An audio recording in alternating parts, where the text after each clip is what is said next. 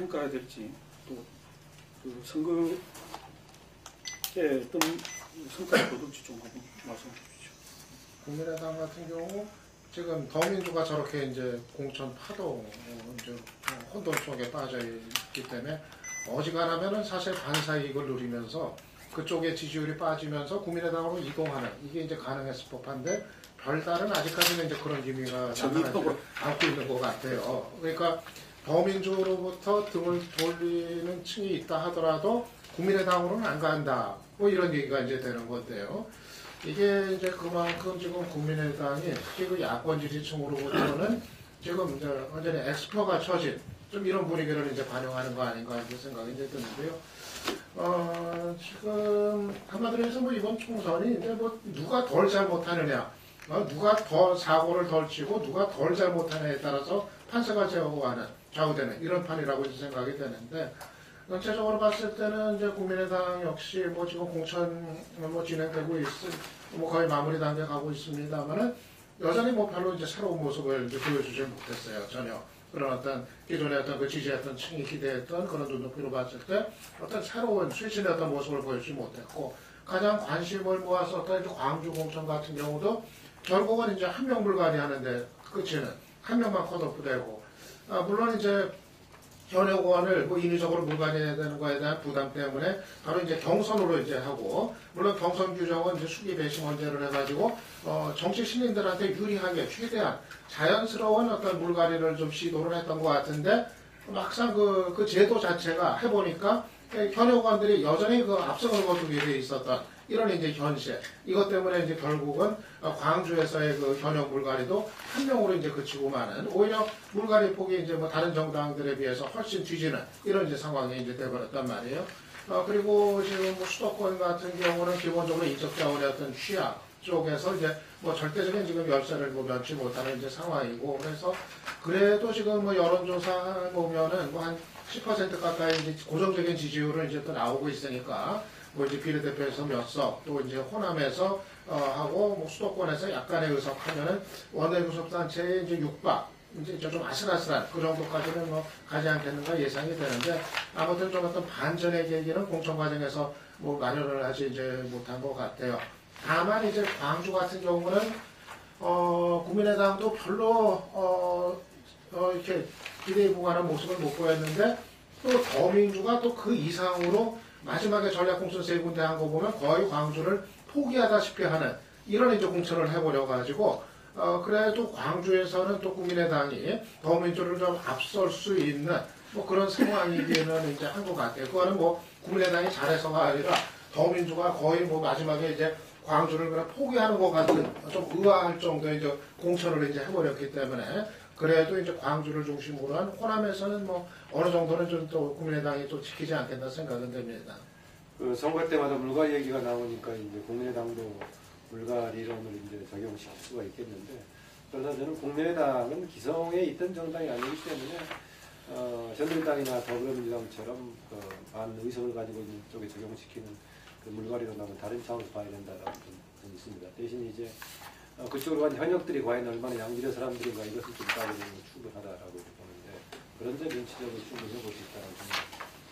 그 지금 유 박사가 지적했다시피 그 대개 이제 당에 어느 당으로 갈 것인가를 향수를 지었던 것이 국민의당이 한참 바람을 일부러 향수가 결정됐기 때문에 그쪽으로는 상대적으로 많은 자원들이 호남권에서 몰렸고 이제 반면에 더불어민주당의 남은 세력들은 약하죠. 그러니까 국민의당에서는 경쟁해가지고 불만을 품고 나가는 사람이 많은데 더불어민주당은 호남권에서 공천을 해주는데 이 사람 저 사람 찾아서 해야 되고 뭐 이런 정도 어려운 상황이 있어서 그 지역에서는 지금 상황에서도 좀 국민의당이 우세가 있겠나라고 보고 혹시 이후에 이제 김종인의 행보 관련해 가지고 그 파장이 어떻게 미치느냐에 따라서 더 큰 좀 결과가 나올 수 있다라고 보기도 합니다. 그런데 수도권에서는 자연스럽게 몇 개의 지역들은 국민의당과 이제 더불어민주당 간에 자연스러운 후보 단일화는 좀 이럴 가능성이 있긴 합니다. 이미 공천에서도 역량이 딸리거나 조금 특정의 좀 가능성이 높은 지역은 국민의당이 특별하게 배치하지 않는 그런 경우도 있죠. 그런데 뭐 우리가 뒤에서 논의해야 될지 모르겠는데 오늘날짜로 조금 전에 보니까 정의당과 더불어민주당과의 후보 단일화는 현 단계에서는 깨졌나 봅니다. 고려하고 있을 그 지역에 대한 공천장은 좋네요 보니까. 예, 덕양갑 그러니까 고양갑이 되겠죠. 덕양갑 지역에 대한 공천도 박준 공천장을 줬고 또 그다음에 안양 동안 을인가요? 거기 이제 정진우 한 지역도로 공천을 줬어요. 그러니까 이게 아마 김종인 비대위원장의 뜻을 반영해서 한 것인가 모르겠는데 지금 바로 앞두고 공천을 가장 우선적으로 심상정 정진우 두 사람을 연결했던 정의당과 더불어민주당과 연대 정략을 판단해서는 그냥 깨지는 걸 포기하는 걸 해가지고 공천장을 준 것 같습니다. 이 국민의당은요, 제가 볼 때 지금 대구, 김종인 대표직 유지할 뜻으로 나오네요. 대구, 경북, 경남, 강원, 부산, 경기 이런 데서 지금 후보를 못 채우고 있어요. 특히 지금 영남 강원에서는 이 후보가 절반쯤 못 채운 데가 절반도 못 채운 데가 수두룩합니다. 더불어요? 아까 국민의당. 예. 그래서 이게 이제 전국적인 정당화 모습을 갖다가 전혀 보이지 못한 지역 정당적인 모습이 과거에 보면 명망가들은 좀 있어도 지역 정당이 전형적으로 공천을 채우지 못하던 모습이 보이고 있어요.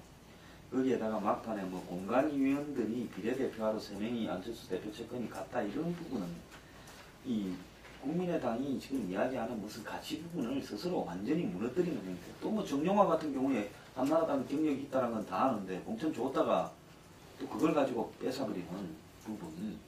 이런 부분에서 저는 매우 부적절한 부분이 있다고 봅니다. 자, 이렇다 그러면 국민의당은 제가 생각을 할 때는 이 정의당보다 조금 나은 수준, 즉 저는 10석 안팎 정도가 되면 성공이라고 봅니다. 비례대표 합쳤어요. 호남에서 지금 보면 뭐 크게 될 것 같아도 결국 더민주당이 지금 뭐 김종인 파동만 수석을 한다 그러면 시간이 가면 갈수록 아마 남은 한 2주간에 총선까지 급속하게 여론이 한데 모아질 가능성이 크다고 봅니다. 그러니까 유권자들의 선택에 의한 자연스러운 단일화 현상으로 가면서 나머지 지역에는 수도권 같은 데는 뭐 안철수 빼고 당선될 사람이 거의 없지 않겠느냐 저는 그렇게 봅니다.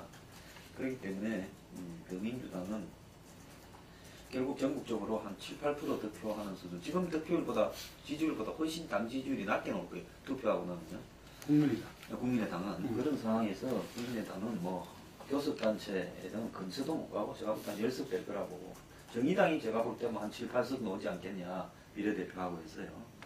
결국은 그렇게 되면 전체적으로 봤을 때 새누리당이 한 150, 민주당이 더민주가 한 130, 그 남은 무소속하고 야당 3개, 야당 2개가 한 20석 이렇게 나눠가지는 형태로 총선이 끝날 것 같아 이겁니다.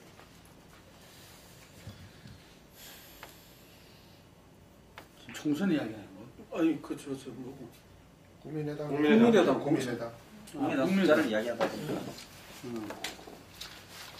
국민의당이 정말 그 양당 기득권 대를 답하겠다, 양당 패권주의를 답하겠다 했으면은 이번 공천 과정이 굉장히 중요했다는 거죠. 양당이 서로 공천 파동이라 이야기할 정도로 뭐 이런저런 모습이 드러났을 때 정말 이 패권주의 정당이 아닌 어떤 기득권에 매몰되지 않고 자기들이 이야기하는 정말 국민을 위한 국민의당이라면은 공천 과정에서 좀 신선하고 새로운 모습을 보여줬다면은 지금 떨어진 지지율이 반등하는 계기가 될 수 있을 거다 이렇게 봤는데 실제 이 공천 과정에서 국민의당도 좀 아름다운 공천이라기보다는 뭐 그 기존의 어떤 1, 2당과 별 다를 바 없는 공천이 이루어졌다. 뭐 수기 배심 문제를 통해서 좀 그런 모습을 토론하고 거기서 이렇게 뭔가 사람들이 정말 필요한 후보로 갖다가 이렇게 검증해내고 선출하는 이런 모습을 보여야 되는데 시간적 여유가 없다.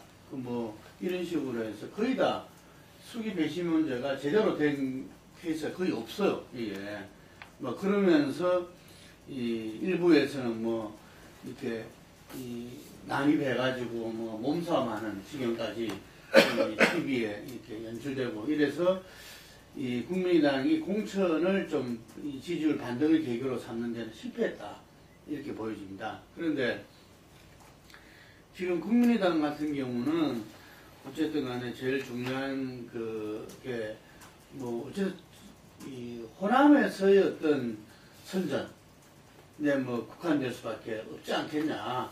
뭐 호남 3인연이라 해도 뭐 그거를 받아들이고 거기에서 이 출발해야 되지 않겠나 이런 생각이 드는데 지금 이 김종인 뭐 파동이라고 만약에 비례대표 파동 뭐 이렇게 본다면은 그것이 이 호남 민심에 크게 자극했을 거다 하는 생각이 들어요.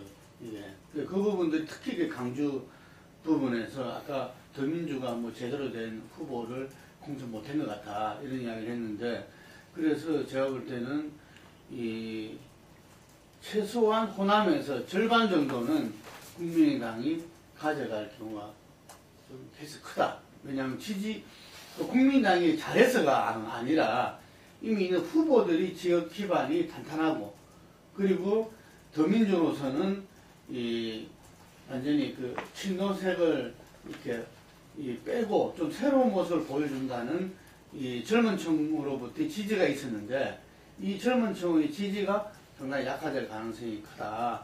그래서 좀 강주에서의 어떤 이 국민의당의 어떤 좀 이 쏠림 뭐 이런 속에서 전체의 반 정도는 아마 이 호남에서 반 정도는 그 국민의당이 가져가게 되지 않을까. 뭐 수도권에서는 그 안철수 대표만 뭐 가능하지 않겠나 이런데 제가 볼 때는 인천의 그 문병호 의원 그 지역도 그 더민주 후보가 상당히 약하다 뭐 이런 이야기들이 있어요. 그 상대적으로 그 야권 세력이 그 크고 그렇기 때문에 그래서 뭐 가능하면 한 2석 정도 뭐 김성식은 불가능하나? 예? 김성식? 예, 그 김영환 또 거기 이제 더민주가 김철민이라고 그 시장했던 사람이고 호남 향후회장 출신이기 때문에 김영환 3등으로 밀릴 거예요. 예, 상당히 그 어려운 그걸 본인이 그러더라고요. 예, 그래서 그래 되면은 제가 볼 때는 이 교섭단체가 이 비례대표에서 어느 정도 그 선전하느냐에 따라서 교섭단체 운명이 좌우될 것이다. 그래서 이 정당 명부위에서 비례대표가 뭐 7, 8석을 이렇게 그 전에 아마 민노당이 13%로 늘었어. 13%로 8석 얻었잖아요. 이게 그래서 그 정도 같으면 교섭단체가 될 것이고 예를 들면 한 자리 숫자로 떨어지면 어렵게 될 것이다. 국민의당이 네. 경선 관리만 좀 제대로 했어도 좀 이제 다른 1, 2당하고 이제 대비가 되면서 좀 효과를 보고 좀 그랬을 텐데 아무리 신생정당이라고 하더라도 이 경선 관리한 걸 보니 진짜 좀 너무하다 싶더라고요. 그냥 그 경선이 수기배시 먼저 그 경선이 진행되는 시간에 성관위원장이 서울에 가가지고 그 비례대표 면접 보고 있었다는 거 아니에요. 근데 정작 그 경선 과정에서 막 그냥 뭐 잘못됐다 해가지고 난리가 나고 이제 그러니까 이게 아무리 신생정당이어도 기본적인 관리력이 있어야 이 당이 신뢰를 받는 건데 참. 그나마 마지막 기회가 이제 오늘 발표할 비례대표 명부인데 이것도 지금 뻔한 상황이어서 대비되면서 뭔가 득점하기는 좀 어려울 것 같아요.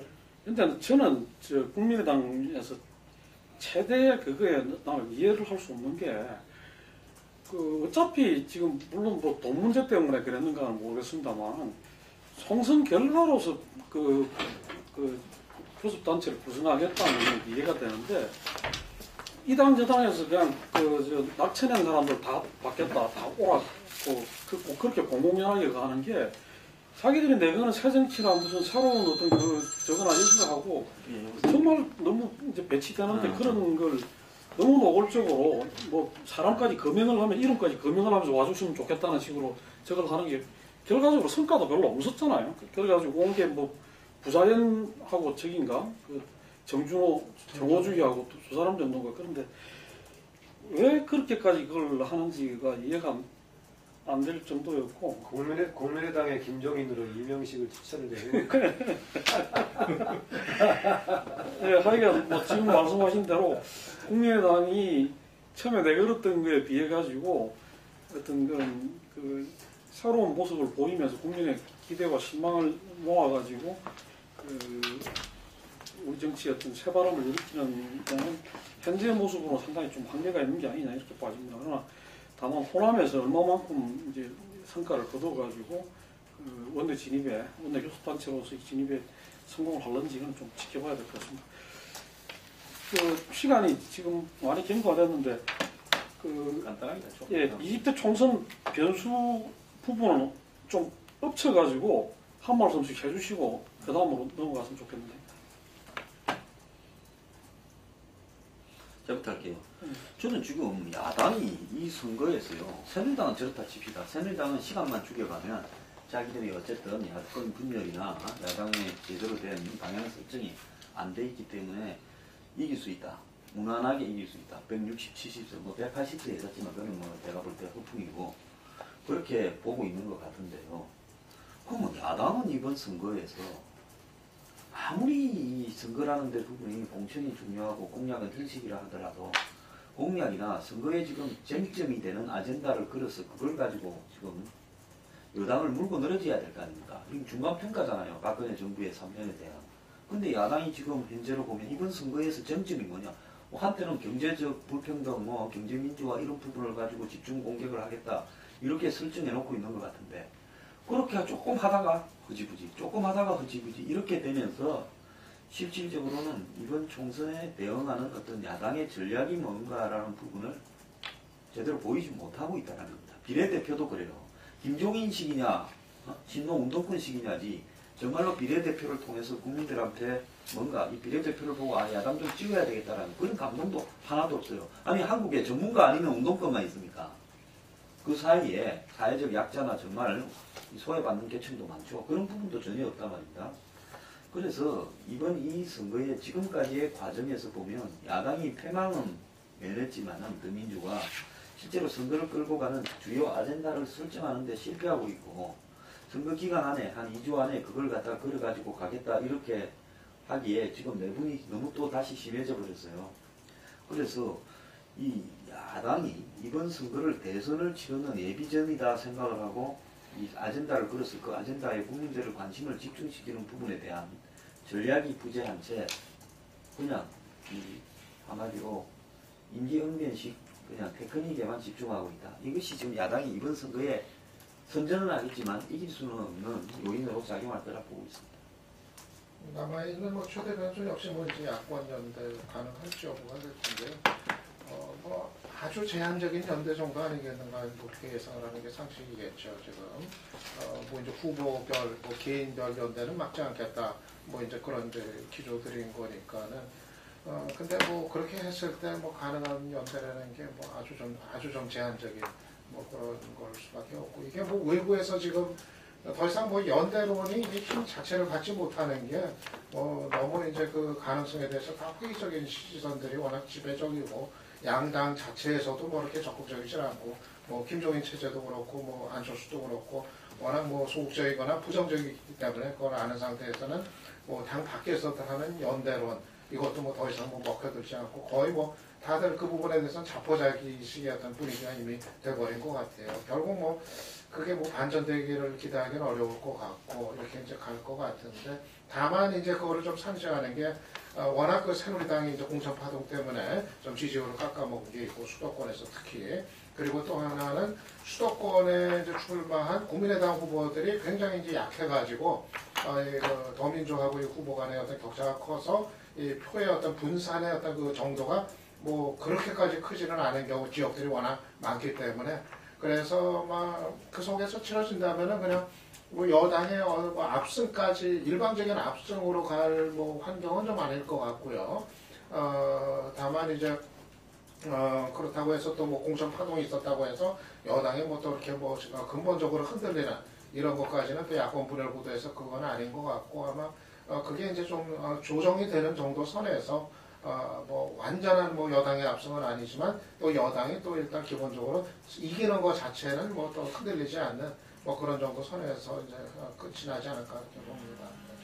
향후 예상치 못한 돌발 변수가 생길 수 있을는지 모르겠지만 현재 예측 가능한 것은 두 개가 아닐까 지금 지적한 대로 야권 연대하고 투표율 정도가 변수가 되지 않을까 하는데 야권연대는 이미 오늘 날짜로 공천을 해버리고 나면은 개별에 맡겨야 되기 때문에 이미 이제 상당히 어려워지지 않은가.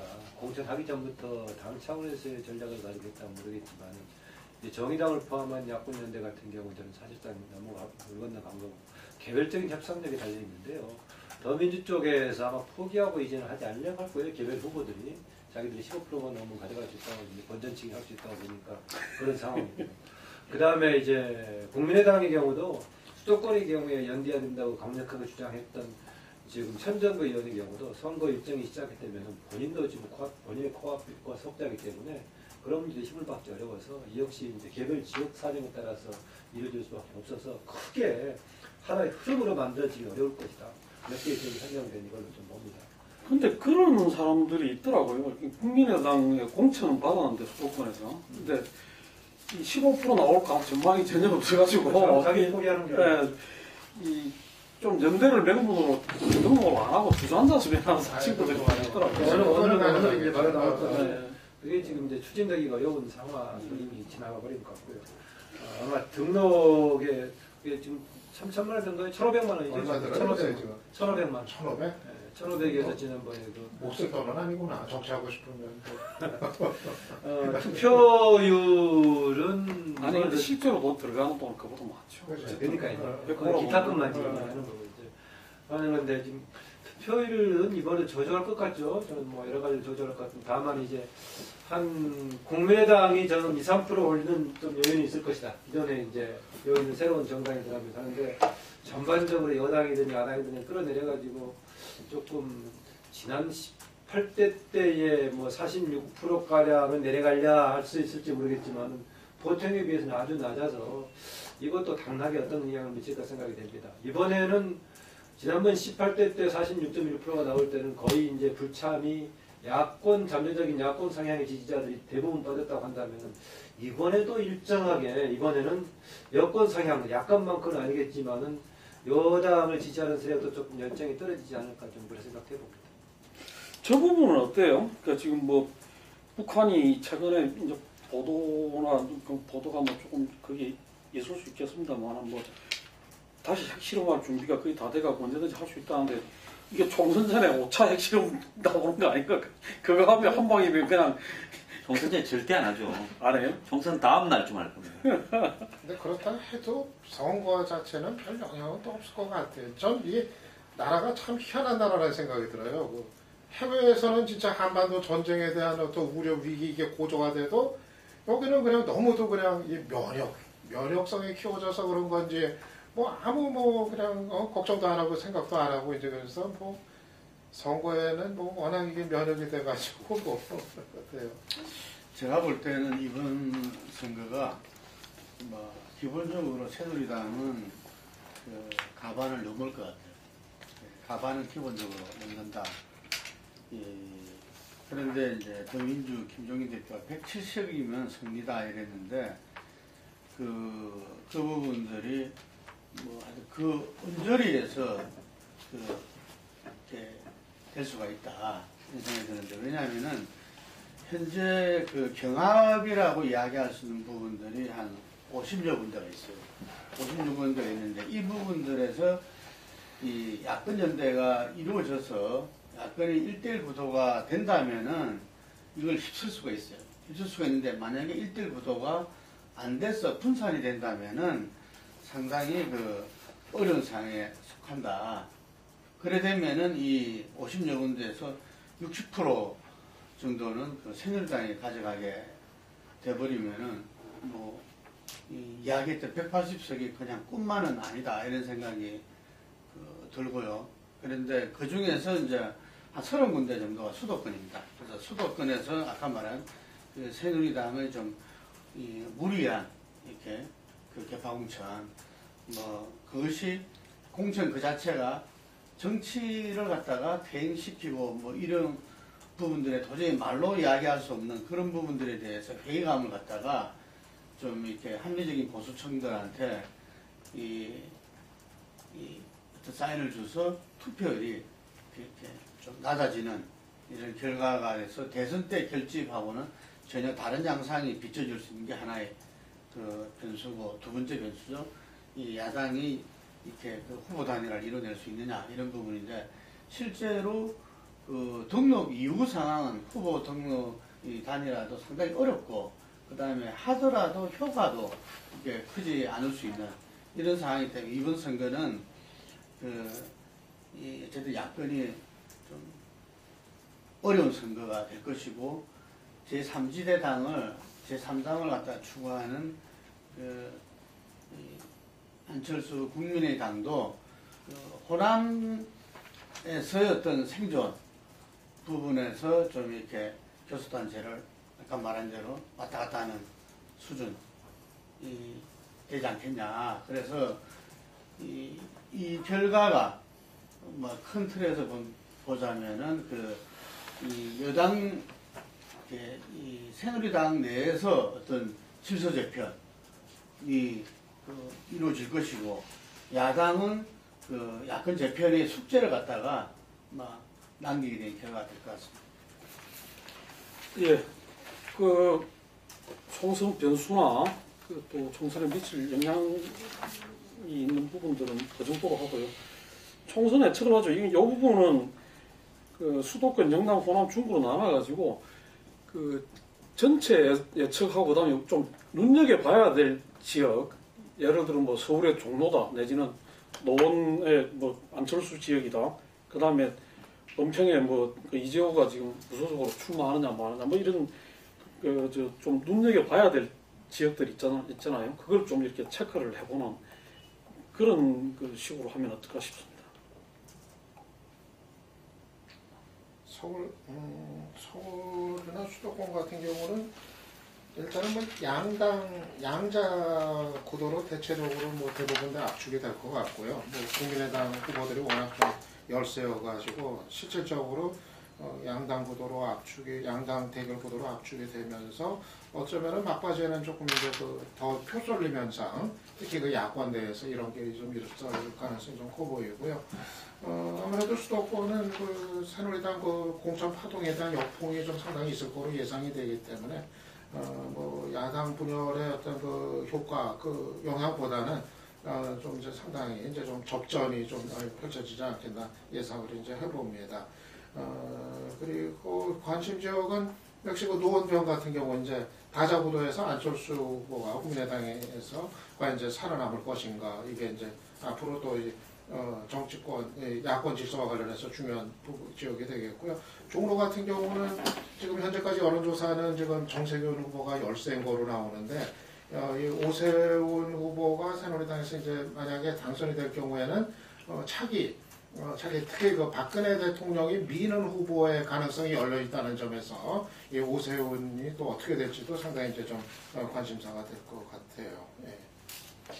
제가 볼 때는 지금 일단 서울에는 종로가 이제 사기주자 부분하고 관련해서 여건에 상대가 되는 부분이 있고요. 그다음 용산에 진영이 어떻게 되는가 하는 부분은 그건 또 새누리는 지금 누구로 그걸 한 겁니까? 새누리 그 황신자로 결정이 됐고요. 결정됐어요? 그래서 그 부분이 영향이 있을 것 같고 그다음에 부산 선거가요. 지금 뭐 이 문재인 대표가 빠진 그 자리에 배재정이 갔는데 뭐 이런 부분 포함해서 부산 전체의 현역을 18개 중에서 짜진 출마하는 2군데 빼고 나머지 16군데 여기는 무소속의 뭐 장재환 현역이 스테이했는데 부산 시민들이 새누리당의 현역 전원 스테이에 대해서 어떤 반응을 보일 건가 이 부분은 또 문재인 대표의 과연 이 공략이 가능할 것인가 PK 지역에 만약 이 부분에서 제대로 득표를 하지 못하고 전원 탈락해 버리면 문재인 대표의 향후 대선 영향력도 좀 평가를 받을 수밖에 없고 그리고 그 부분하고 엮어서 경남의 김해 말입니다. 경남의 김해 가벌에서 어떻게 될 건가 특히 김경수 노는 벌에서 어떻게 될 건가 이 부분이 좀 중점이고 그 다음에 대구에서는 아무래도 이제 유승민이 무소속으로 오늘 나가겠죠. 그러면 무소속으로 했을 때 이 유승민이 당선되느냐 이 부분은 앞으로 향후 박근혜 정부에 대한 어떤 민심 이런 부분하고도 연결되어서 했을 때 소리가 충분하다. 그 다음에 제일 지금 아리송한 게요.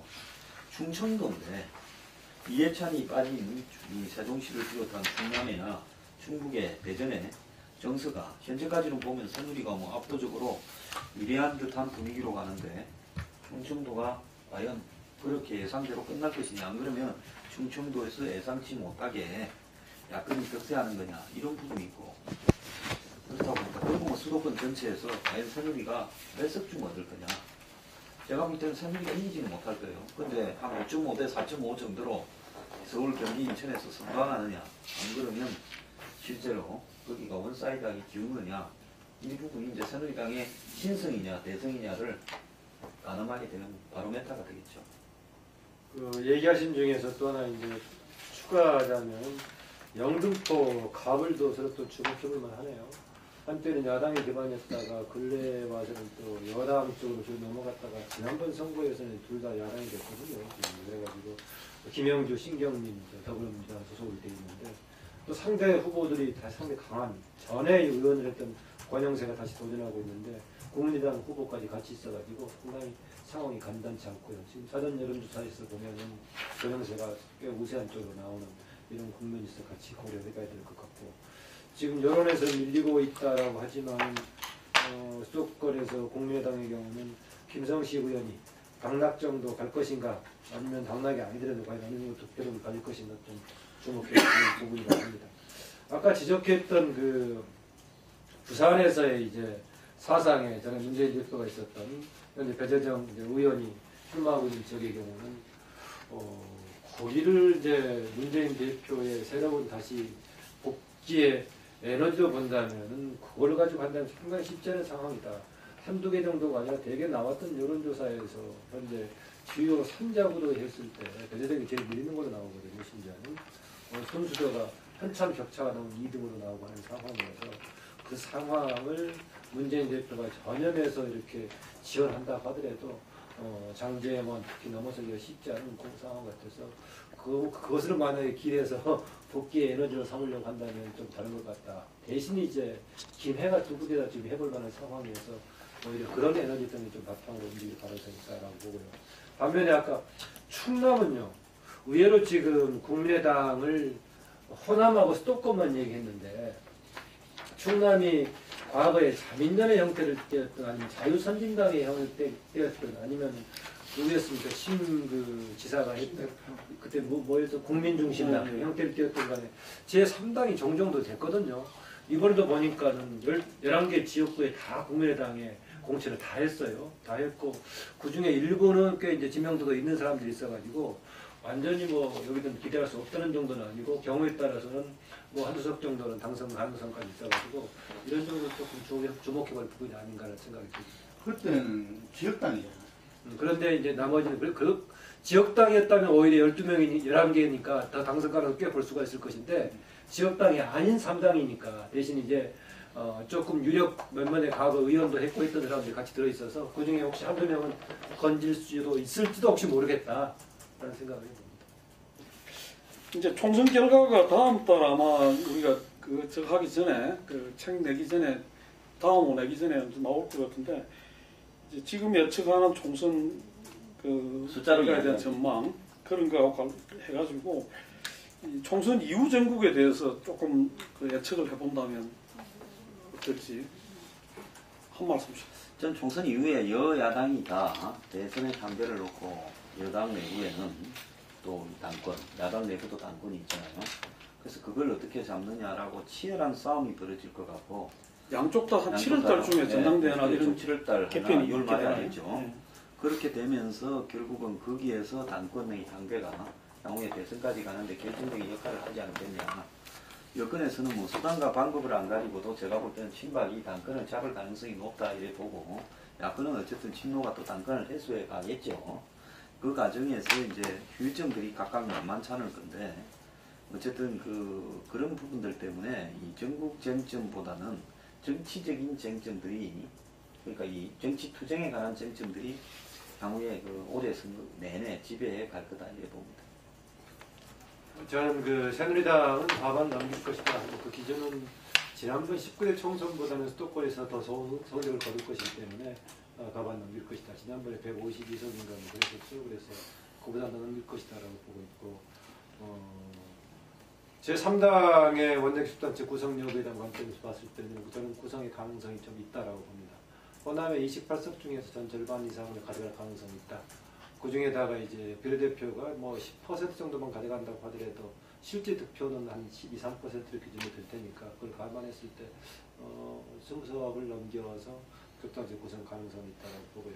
전국과 관련해서는 지금 이번에 총선을 앞두고 야당의 이제 신당론이 제기되고 있었지만 저는 총선 이후에 비례대표가 뭐 10% 정도만 가져간다고 하더라도 실제 득표는 한 12, 3%를 기준으로 될 테니까 그걸 감안했을 때 20석을 넘겨서 교섭단체 구성 가능성이 있다고 보고요. 전국과 관련해서는 지금 이번에 총선을 앞두고 야당의 이제 신당론이 제기되고 있었지만 저는 총선 이후에도 야당의 문제를 포함한 전반적인 정당 재편 과정이 본격적으로 시작될 것이다라고 보고 있습니다. 특히나 이제 더민주의 경우에는 지금 사실상은 김종인 비대위원장을 영입해서 미봉한 상태이기 때문에 이런 문제가 같이 포함되면서 될 거다라고 보고 여당도 박근혜 대통령 주도하에서 여러 가지가 비정상적인 상태로 오늘까지 지금 유승민 문제를 끌고 오는 형태로 이렇게 진행이 되는 이런 문제가 봉합된 채로 지금 선거를 치르는데 선거를 끝나고 나서 이제 그 문제가 같이 이제 노출이 되면서 이런저런 과정이 같이 맞물려 가지고 선거 이후에 본격적으로 정당 재편 움직임이 있을 거다라고 봅니다. 선거 끝나자마자 다 격동기로 이제 들어갈 거로 보입니다. 새누리당 같은 경우는 특히 친박의 이제 그림이 과연 성공하냐 실패하냐에 따라서 만약에 실패를 했을 때는 대통령 레임덕으로까지도 연결될 수 있는 그런 이제 상황이니까 그렇고요. 또 더민주 같은 경우는 핵심이 이제 성적표가 좋게 나오든 나쁘게 나오든 김종인 대표의 앞으로의 위상, 김종인 대표와 당 주류 간의 이제 관계가 또 어떻게 될 것인지 이것이 역시 이제 최대 현안이 될 것 같고요. 국민의당 같은 경우는 교섭단체 구성 여부 성공하면은 아마 이제 대선 때까지 독자 생존을 하면서 상당히 또 이제 대선 가도에서는 또 이제 변수가 될 것 같고요. 근데 이제 교섭단체 실패하면은 사실상 소멸의 가능성이 크지 않겠는가. 더민주에서 또 불만 가진 의원들을 이제 흡수하는 식으로 해가지고 장차 그래서 아마 국민의당은 교섭단체 구성 여부가 그야말로 이제 존폐의 어떤 그런 어떤 선언이 된다 그렇게 봅니다. 하여튼간에 지금 결국은 내년 대선을 앞두고서 이번 총선에서 여당도 그렇고 야당도 그렇고 어떤 재편의 모습으로 나타나지 않겠는가. 새누리당 같은 경우는 서울시장 경선부터 시작해서 국회의장, 당대표, 원내대표 계속 친박이 비박에 밀리면서 그에 대한 위기감 이런 것들이 무리한 이번 공천을 가져왔다고 생각이 드는데 어쨌든 공천의 결과로서 친박이 확실히 당을 갖다가 장악하는 이런 결과가 나타났고 더민주 같은 경우도 계속 친노에 반발하는 비주류의 핵심들이 거의 다 이렇게 탈당을 함에 따라서 오히려 이렇게 친노와 그리고 이번에는 친노를 몇 분은 상징적인 부분을 거듭했지만 친문은 더 강화됐다 할 정도로 실제적으로 당이 좀 이전에 이렇게 나눠진 데서 일체감을 좀 이렇게 가져가게 될 거 아니냐. 그래서 거기서 하나의 이렇게 세력이 될 것 같고, 그 다음에 국민의당은 교섭단체가 왔다 갔다 할 것이다 했는데, 저는 교섭단체가 이후에 제가 볼 때는 국민들이 그래도 대선 이 경쟁에 안철수도 좀 집어넣어서 좀 그런 과정을 보고 싶다라는 것이 있으면은 비례대표에서 좀 이렇게 몇 석을 해서 비례대표 교섭단체가 된다면은 상당히 좀 이렇게 전국의 야권 재편과 여당 내에서 어떤 전당대회를 두고 전에 전당대회를 박근혜 이명박 할 때 아주 격렬하게 붙었었죠. 강재석과 이재호. 그런데 이번에 공천 이후에는 그렇게 격렬하게 붙을 부분들이 다 정리를 해버렸기 때문에 제가 볼 때는 이번에는 무소속으로 당선된다 하더라도 당에서 복당을 허하지 않을 것 같아요. 예. 그렇기 때문에 거의 일색으로 좀 이렇게 나가지 않겠는가. 그래서 이 보수 세력이 좀 이 새로운 어떤 대선에 대한 좀 움직임이 예상될 수도 있다. 이렇게 보여지고, 이 야당은 그 전당대회를 통해서 어쨌든 간에 대선 주자들은 이번 전당대회에 못 나오기 때문에 이것이 뭐 그대로 이렇게 또 친노 일색이 뭐 그대로 이렇게 장악하는 이런 모습은 어쨌든 본인들도 피하려고 하기 때문에 김정인 대표 체제가 일정 정도 이렇게 유하게 가지 않겠나 이렇게 봅니다. 말씀하셨어요? 예. 장시간 감사합니다.